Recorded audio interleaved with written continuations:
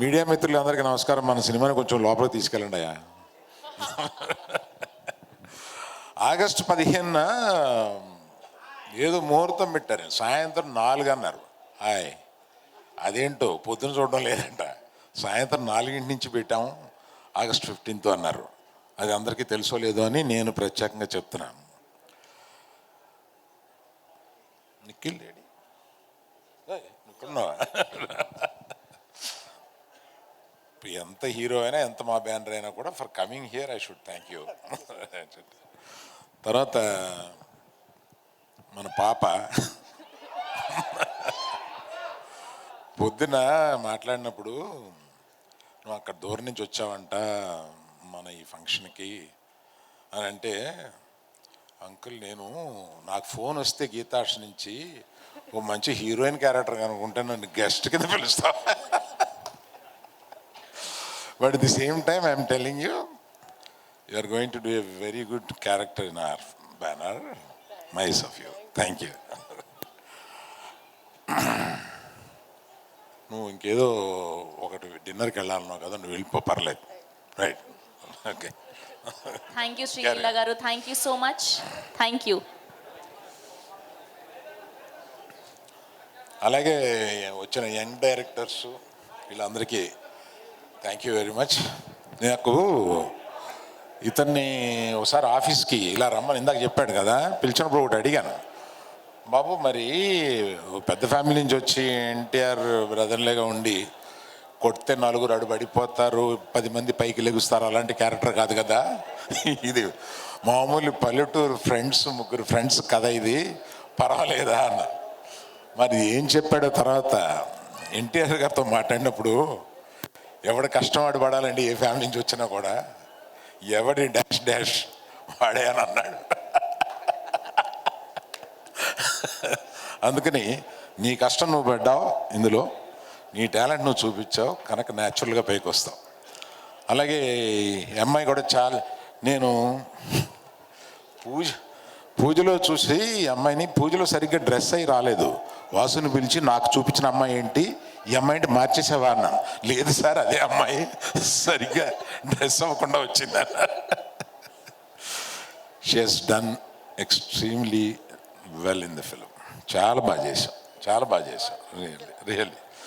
చానాళ్ళ తర్వాత వినోద్ గారు ఒక మంచి క్యారెక్టర్లో, అంటే మొత్తం వాళ్ళందరూ కష్టపడితే సినిమా నేను పట్టుకుపోయాడు లాస్ట్లో. So I'm very thankful for you for coming. And చాలామందికి ఇలాగే పేరున చెప్పాలి, కానీ ప్రత్యేకంగా హీరో కాకుండా చెప్పాల్సిన వాళ్ళు వీళ్ళిద్దరు ఉన్నారు. రెండే మీరు అంటే సినిమా సక్సెస్ అవుద్ది, మళ్ళీ సక్సెస్ మీట్ ఏదో పెట్టి మళ్ళీ పోతాడు వాసు, ఇదంతా మామూలే. కానీ వీళ్ళిద్దరూ చేసింది మీరు అప్పటికి సినిమా చూసుంటారు కాబట్టి అప్పటికి మీకు తెలుస్తుంది, వీళ్ళిద్దరూ చించి వదిలేశారు సినిమాలో. అంటే మామూలుగా చేయలేదు వీళ్ళు, ఇంత యాక్టర్లు ఏమైపోయారు వీళ్ళు అని అనిపించేంతగా అంత బాగా చేశారు. సినిమాని ఎత్తి నిలబెట్టడానికి one of the main reasons వీళ్ళు. అలాగే రామ్ మిర్యాల గారు ఉన్నారు, వీళ్ళ పేరు తెలీదు. సో వారు, సో థ్యాంక్ యూ ఆల్. తప్పకుండా ఈ సినిమా చూశాను, చాలా బాగుంది. లాస్ట్లో చాలా హార్ట్ఫుల్గా ఉండి సినిమాని మొత్తం ఎంజాయ్ చేసి ఒక గుడ్ ఫీలింగ్తో పైకి లెగుస్తాము. 15వ తారీఖున సాయంత్రం. ఇందులో వాసు గురించి చెప్పాలంటే, ఈ వాసు కాదు నేను తిడతాను, నిన్ను పర్వాలేదా? ఎంతసేపు అయినా తిట్టచ్చు. ఇతనితో కథ చెప్పించాడు. ఈయన మాయగాడు చెప్పడం అలా. నేను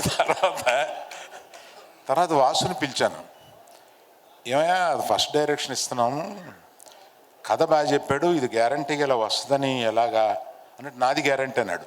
ఏం పెట్టావో నువ్వు వాసుకి? నాది గ్యారంటీ ఏంటి, 10 కోట్ల గ్యారంటీ ఎవడిస్తాడా? నాది గ్యారంటీ అన్నాడు. కానీ రషెస్ చూసిన తర్వాత నీ గ్యారంటీ అర్థమైందా? కాకపోతే నువ్వు ఫస్ట్లో బడ్జెట్ చెప్పేటప్పుడు, బడ్జెట్లో మెయిన్ సార్ వర్షం కాని టైంలో తీస్తున్నాం, వర్షానికి 1 crore అని ఇచ్చాడు, అంతకన్నా ఎక్కువ ఖర్చు పెట్టాడు. వర్షానికి ఓ బడ్జెట్ ఇచ్చిన ప్రొడ్యూసర్ అలాగే అది మీరు ఏమన్నారు అర్థమైంది సార్. ఆఫీసర్ మధ్యలో ఒక బడ్జెట్ ఇచ్చి దాన్ని డబల్ చేసామనే కదా. ఇప్పుడే ఆయన ఏదో నెంబర్ చెప్తే మిస్ అయ్యాను. సున్నాల్లో కొంచెం వీక్ అంతే సార్. అదే సార్, ప్రొడ్యూసరే కదండి, అది నెంబర్లో మరి అలా చెప్తే ఎలాగ సార్ మీరు? ఇప్పుడు అల్లు అర్జున్ గారు ట్వీట్ చేసిందండి, 6 మిలియన్ వెళ్ళింది సార్, ఇప్పుడు చూస్తే 9 మిలియన్ అయింది. మీరు 6 lakhs అన్నారు.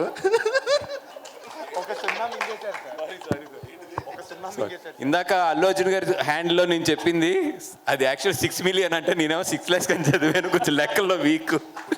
ఇప్పుడు యాజ్ ఆఫ్ నౌ 9 మిలియన్ అంటే nearly 1 crore with in 7 hours. So ఈ టైటిల్ జస్టిఫికేషన్ ఫ్రెండ్కి హెల్ప్ చేయాలనుకున్నాడు, అలాగే నీకు హెల్ప్ చేశాడు అనమాట. Very good, thank you all.